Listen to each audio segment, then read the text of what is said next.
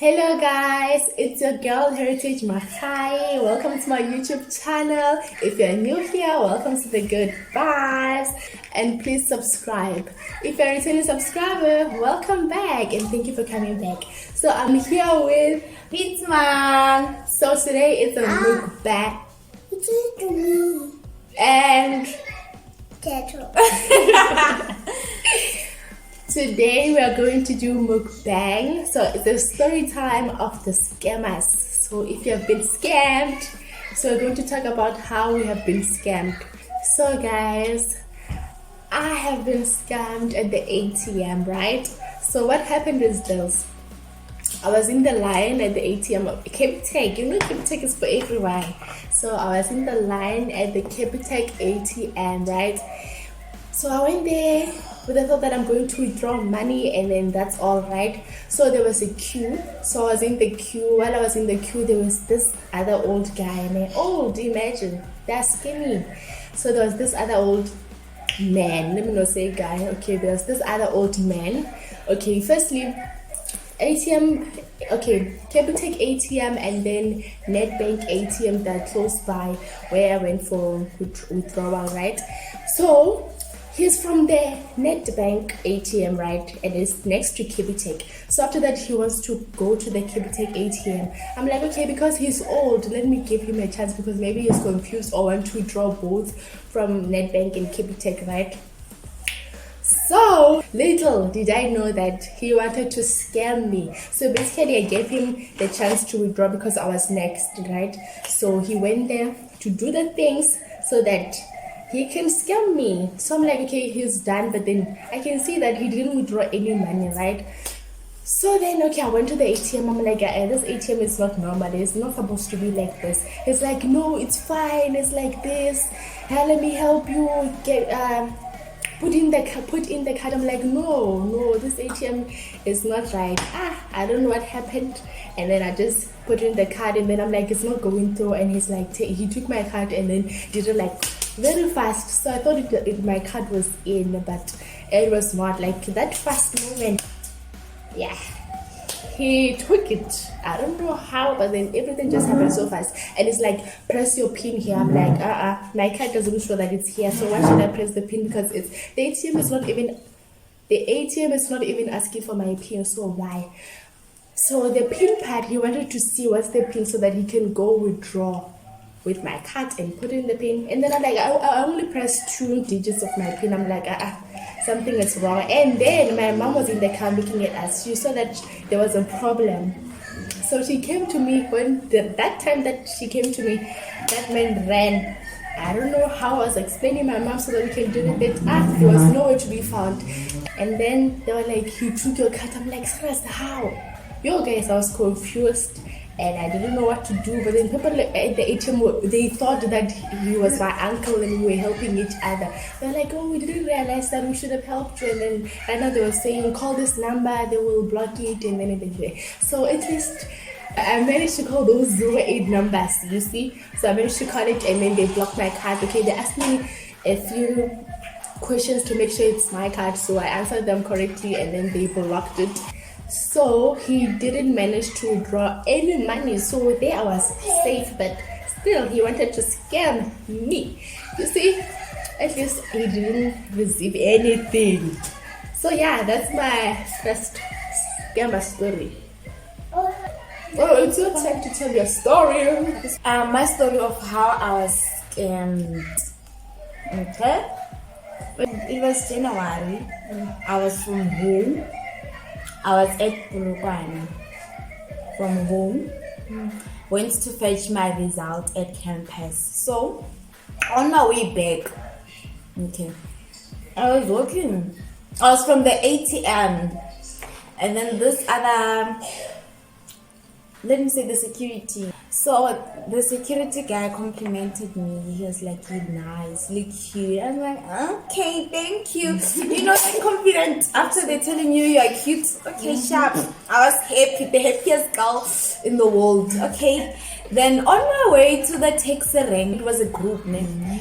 So I was coming like from the ATM going to the taxi rank. So that lady stopped me. She was like, we're from Vodacom, and there's this special. I have to dial on your phone. Give me your phone. I'll dial it. Hey, it's for data. Blah blah blah blah blah blah. I was like, okay, sharp. Then I gave her my phone. Then she and after that she was like, it's once off and it's 100 rand. I was like, hey, you did not mention the 100 rand before. Now you're mentioning the 100 rand. I don't have the 100 rand. Hey, what? And then she was like, look. But then that person who was like popping out 100 rand was working with her. So it's part of the plan. They trying to trick you to like give them 100 rand. She was like, look, that guy is giving her the thingy, the 100 rand for the data. I was like, no, bro, can I go withdraw her? Then she was holding my phone. She was like, giving my phone. Then I gave it to her to dial the thing. Then I was like, can I go withdraw then? She was like, yeah, you can go withdraw. Then now I left the phone because of I did not want to like, So she took my phone. I don't know if it's they're scammers. They're scamming people 100 rands.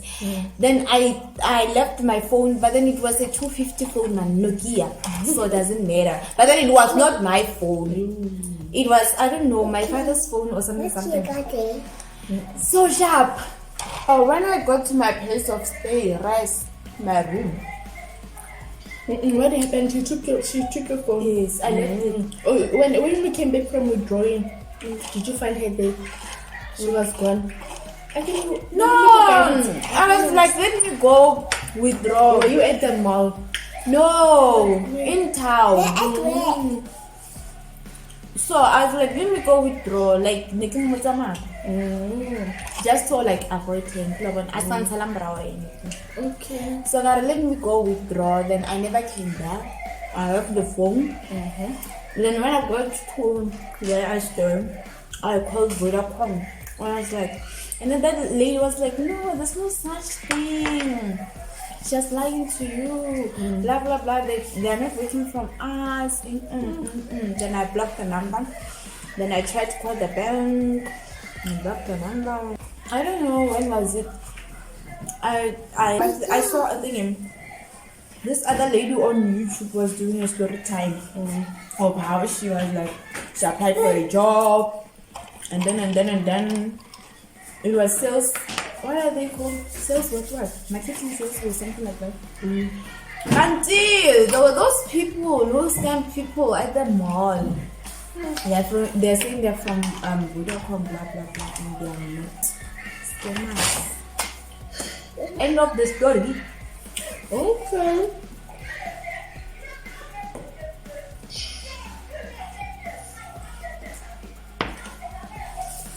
So guys, the second scam happened at home. Okay, what happened is this. I got a call. I was busy with my son, right? And I got a call. So I answered it, and it was this other Zulu guy. And then he's like, I'm from the Vodacom customer, what? And then someone tried to do a swim sample, and then we just wanted to check if you know about this and we can help you avoid the swim sample taking place. I'm like, I didn't receive any message. I'm like, no, and this is my SIM card. There's no way that she can apply for and she can do the swim sub without even owning the SIM card, because I know all the answers. So how did she manage to answer all the questions? And then it's like, no, maybe you're sharing the SIM cards, so I just wanted to make sure if you know about this so we can help you. So I'm like, no, I don't know about this. And he was like, let me help you. And then you know what, the first red flag was that now and then he was talking in Zulu and I don't understand Zulu. I'm like, English please, speak in English. Yeah, that was the first red flag. And the second red flag is that I should have just hang up, drop the call, and then yeah, I will wait for the message for the SIM swap. And okay, the first red flag was that one, right? The Zulu thing, because obviously they are supposed to communicate in English. And then he was like, okay, I'm going to ask you questions to see if you are the owner of the SIM card. I'm like, okay. Excuse me. So he asked me the recharging part. I'm like, I answered them right, and then after that, he told me to switch off my phone. I was like, what? He's like, yes, the process works like this. I'm supposed to switch off my phone. Did you ask for a ID number? No. So he said I must switch it off. Then I'm like, how will I know if I have to switch it on? He's like, okay, switch it off for 2 hours. Guys, this was a long process. Which is a stupid long process. So I switched it off. Can you believe it? I switched it off. Oh no, basically it was not. I was not supposed to switch it off. I was supposed to do the mood thing. I can't during flight mode. It's not working.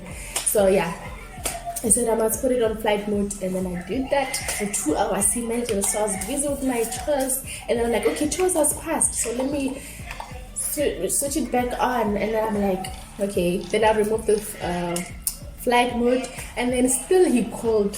He's like, no, we are not done. Another 1 hour. So I did it again. I waited. And then after 1 hour, it was another 1 hour like that. It was so tiring. And then after that, I'm like, Oh, after I didn't wait for that hour, and then I'm like, let me just give up. It's not working, this thing, so we'll see. I got a message that my number is going to be soon swapped. So if it's not me, I have to call this number. I tried to call that number, and then it didn't go through. I don't know what happened.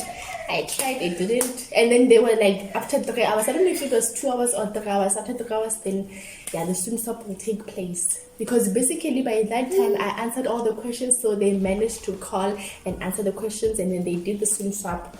And then, so basically I helped them with the SIM swap. It didn't happen.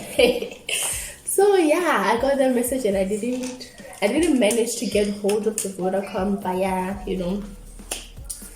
phone call. And then after 3 hours, guys, it happened. No service. So it happened when the SIM swap. But then so guys, my phone was saying no service, and then I forgot that I had another Vodacom SIM, which it was active, but then I forgot to use it for calling the Vodacom, the SIM swap, what, do you understand? So basically after a week, okay, I've already accepted that I don't have a SIM card, so it's gone, and then I have to stick to the one that I have. After the SIM swap took place, I was so frustrated. I took the SIM and threw it apart. Is it breaking it or throwing it apart? Yeah, something like that. And then a week later, I then went to the Vodacom branch, right? Then I went there, and then I did this out. I tried to do another SIM swap.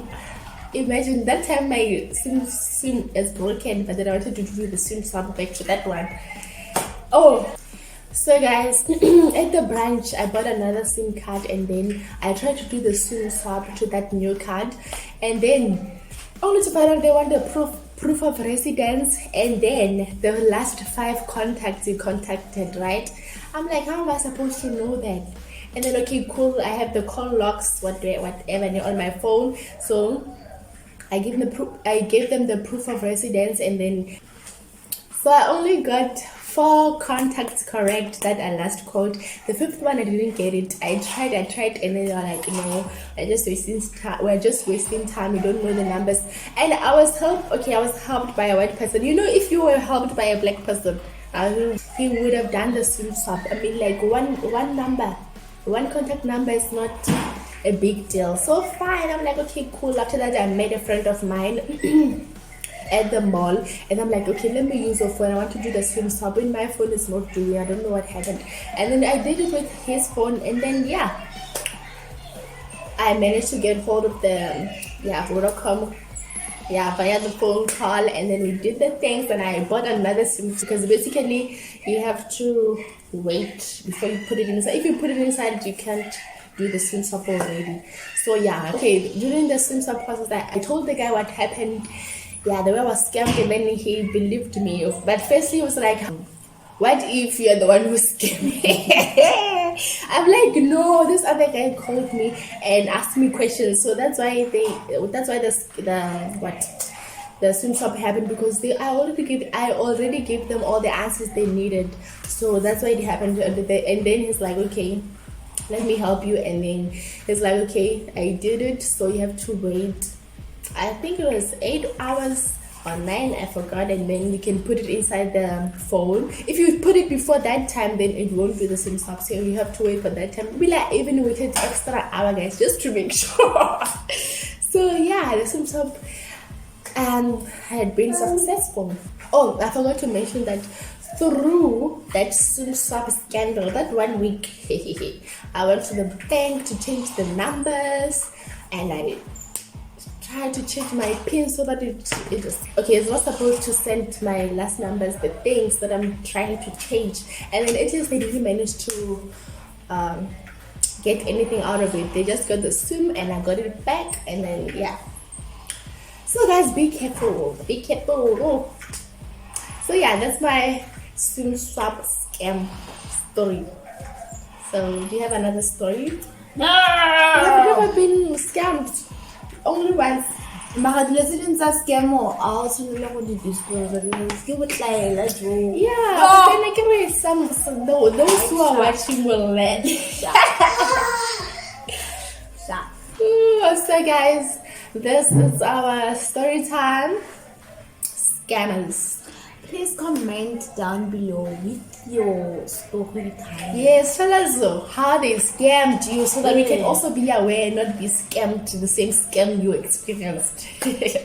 So guys, this is the end of the video. Thank you for reaching this far of the video, and please like, comment and subscribe if you haven't subscribed, and follow us on Instagram and GOITSEMANG. Ciao, peace. Please like, comment and subscribe.